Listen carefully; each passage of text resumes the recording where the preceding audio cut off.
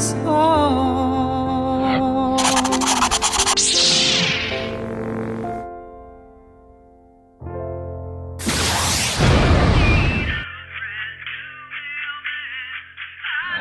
If you've been following along this season here on Me and My Song, you may have noticed that there's a common thread going through a lot of the music here in Season 2, which is, essentially, this ongoing struggle to feel fulfilled by the things of this world, or Matrix.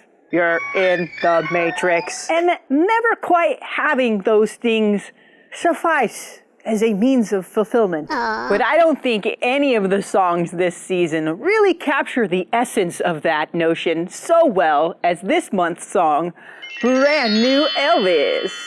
Also, if you've been following the show, you know that there's a fellow I call my everything guy, Mr. Dean Kattari, with whom I have co-written a number of songs. And at one point, a number of years ago, he let me know that he had been working on a song and he didn't really quite know what direction to go with it. So I went over yonder to his place to see what he'd come up with so far. And that's how this month's song, Brand New Elvis, was ever even born. A lot of the times when Dean and I have collaborated on songs, I usually end up writing most or all of the lyrics. But when I went to check out this song at his place that night, Dean had already totally busted a move on like all the lyrics for the verses. He hadn't quite finished the third verse yet, but if I remember correctly, I think I just mostly sat there and scratched my head while he went ahead and filled in the lyrics on his own. I was like, yeah, that's good. Yeah, you use that one, yeah. I remember specifically, he came up with that line, burning bush on fire. And the double entendre of that was like really tickled me. Brilliant lyrics, Dean. Very good. Well done. We worked on where to go kind of from a musical perspective, and I could tell that something really exciting was coming. You could just tell when the next thing in a song is gonna be like, yeah, that's good, I like it. It was like an excited anticipation for what the next part was gonna explode into. I mean, at least that's how I felt about it anyway. I don't know if Dean was that excited. I don't know if Dean ever gets that excited about anything. But anyway, it was getting late, and the song wasn't quite blossoming into anything beyond what we'd already come up with. So I was like, why don't you let me take this back to my laboratory and see what I can come up with? It's true, I said it like exactly like that. I did, that's exactly how I said it. If a lot of times when I'm writing a song, I don't know exactly where to go with it, I just ask myself, what's happening here? What's going on here? What's the point of this whole thing? Ironically, I often find myself asking the same questions about life in general. Wait, what's going on here? What exactly is the point of this whole thing? When I looked at the lyrics that Dean had come up with and the energy that the music was leading to, there was this underlying sentiment of, like I had mentioned at the beginning, this desire for the things of this matrix to fulfill us, and the frustration and disappointment that comes when they just kind of don't. Is that being negative? I don't think that's being negative. I might be getting negative here. Look out, here she comes, it's Negative Nelly. This stupid matrix! It just sucks. And in having come to the conclusion that I had come to about this song, I kind of chuckled to myself and said, we're always looking for the next best thing. You know, anything that'll make us feel alive, like a winning football team or a Beanie Baby. You remember that? A blockbuster movie or a political movement. Yeah. We all do it. The next best thing that we hope will fill that big, empty hole inside. Anyway, I knew at that moment that that was how the ending line of the choruses had to be. Dean and I had already found our way up to the chorus, musically speaking, when we had worked that evening together, but I had to find a way to get into the chorus. And so I just kind of noodled around on the keys inside of some blues to figure out where to go.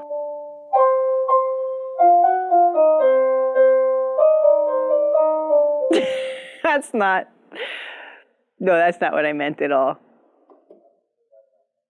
Look, I told my animator to draw some noodles wiggling around in some keys. It's just what they sent me. I was making a pun.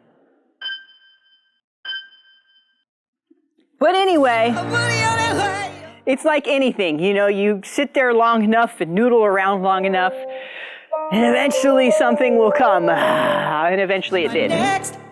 And it felt so good. And I was really excited to put some lyrics on top of that shit because I then knew now what the song was about for me. What exactly is the point of this whole thing? And the way I see it, of the top 10 things that we go around looking for to fulfill us all the time, one of the top things is definitely romantic love. Oh, romance.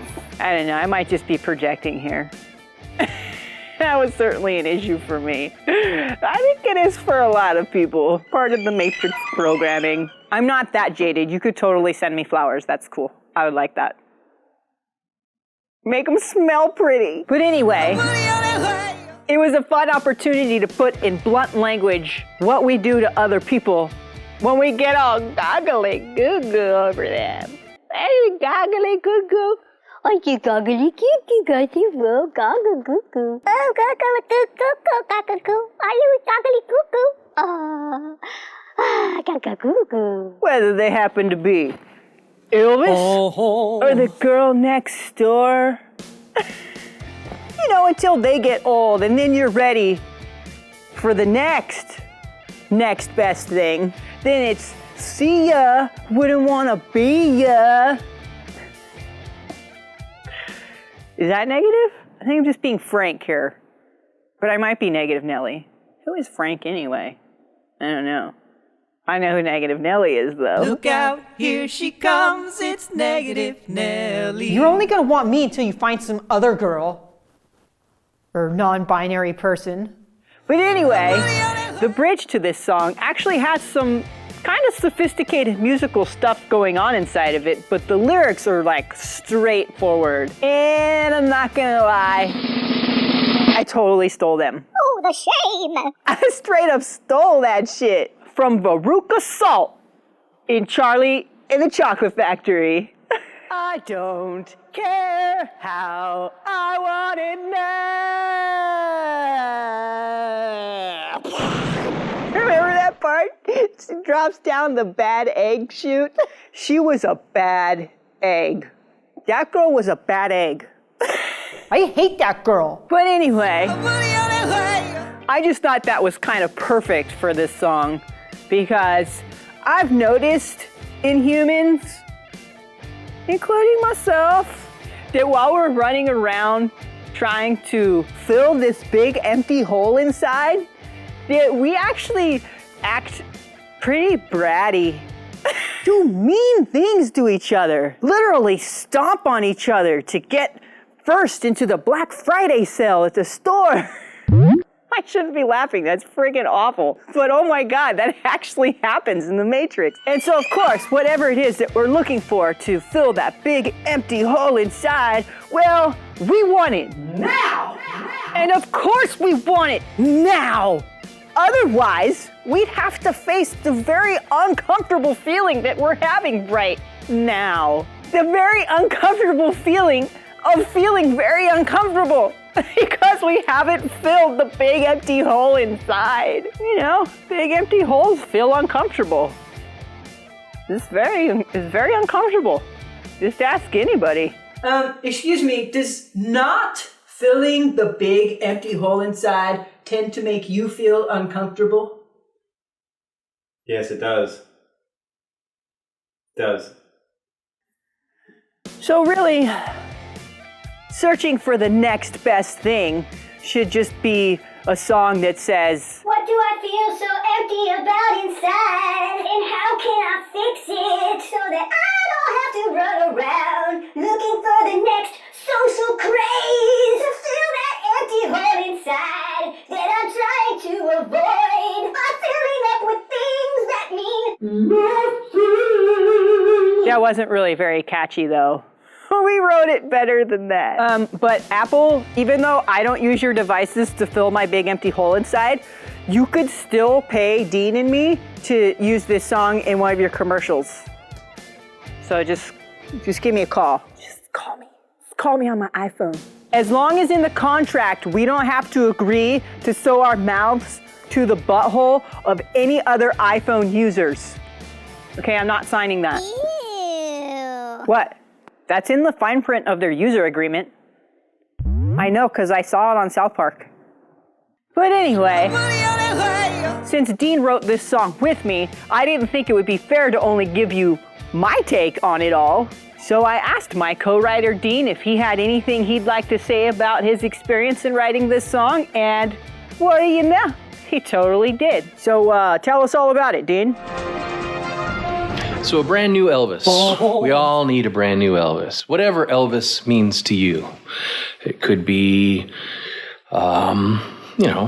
rock music like Elvis portrayed back once upon a time. It could be a messiah. It could be, a better cheeseburger. Go ahead. I'm listening. It could be a new job. It could be a new reason for living. It could be, a new motivation, whatever it is. You can call it Elvis. And that's what Brand New Elvis was kind of about, when kind of thought about that theme and brought it to Jessica, and I had some chord ideas. Punchy chords. Dun, dun, dun, dun. Punchy, like if chords were pugilistic. Fought each other, trying to punch out of the musical staff. These kind of look like cages. So they're punchy, and the drums were minimal and just not really fast, but aggressive. That's kind of the thought I had when I sat down with Jessica, with you. It's when I sat down to say, how can we turn this into a song?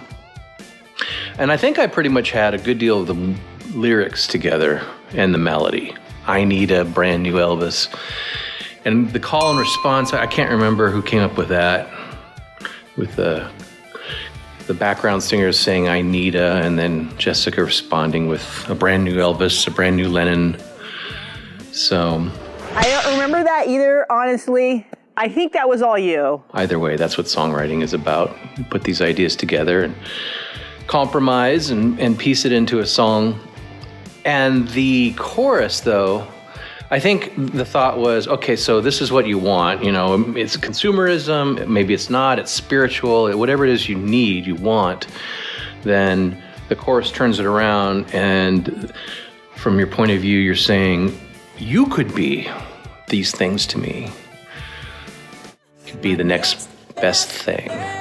And then the bridge, I think the bridge I'd sort of worked out a different piece of music. So it was kind of like, musical suite, suite of rooms, one room leads to the other. This led to a totally different thing for the bridge. It's more like a breakdown of the song. It slows down, there's piano instead of these, the rhythm is totally different. It's a break.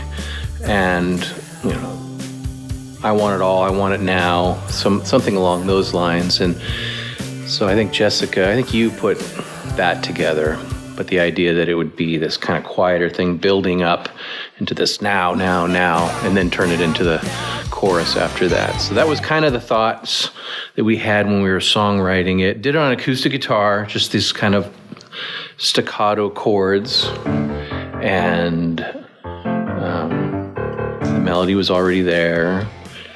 I think Jessica, you switched a few words around, added some stuff, quite a bit of stuff, I think, on the third, the Apple, brand new Apple. So the consumerism, instead of Elvis being, something to really feel symbolically like it was representing something strong for somebody. It could be then something really ordinary, like I just need a computer that works. Plus, there's the whole apple in the Garden of Eden and stuff. I mean, isn't that how the whole story starts with humans? Like what this whole thing is about, like mofos be thinking there's some better shit out there than in the Garden of Eden. Man, think symbolically, bro. It's a good double entendre. Triple, actually, because there's the actual literal apple, which sounds really good right now. Back to you, Dean. So you can turn it into anything you want. It's got layers, levels of lyrical themes.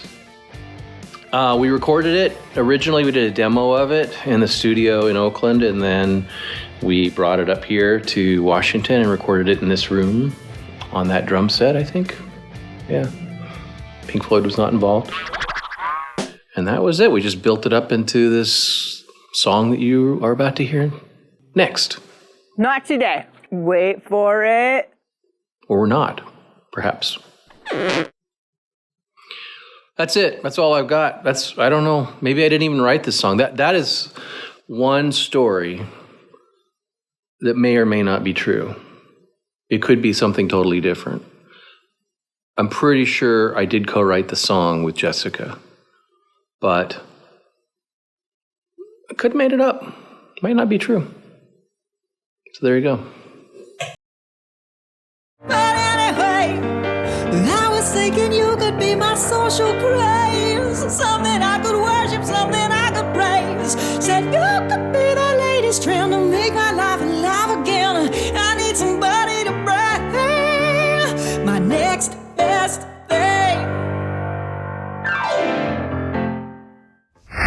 Thanks for coming this week on Me and My Song. Come on back next week as I sing for you the song I just told you all about in the Raw Reveal. Just so you know, I keep doing this because I know it makes you smile and sometimes even laugh, and because I know that music heals. I know that. And I'm going to keep on doing it no matter what. Yes. But also, just so you know, it is really hard work and it does cost a lot of money, and I don't get vacation days. So if you feel so inclined to be a donator, please do so. I won't stop you, really. Come on, feel free. You could donate just one time, like throw in a tip in my tip jar. Or you could donate whatever amount you want every month. Just like, cha-ching, just throw me a little chump change every month. I just said chump change, like I'm a chump or something. If you become a monthly donator, you get special perks, like free music downloads, extra videos, and a cool shirt like this, because having money on planet Earth always gets you special perks. But this is a 100% guilt-free request. I do this hoping to make you feel good, so don't feel bad if you can't cough up the dough. Shoot, I'm just glad you're here, because otherwise I'd be all alone. Well, you know what I mean. This is Jessica Leia signing off. Thanks for coming. Come on back next week. I will be here for you. And also, if you could just do me a favor and remember, keep singing your song. Me and my song.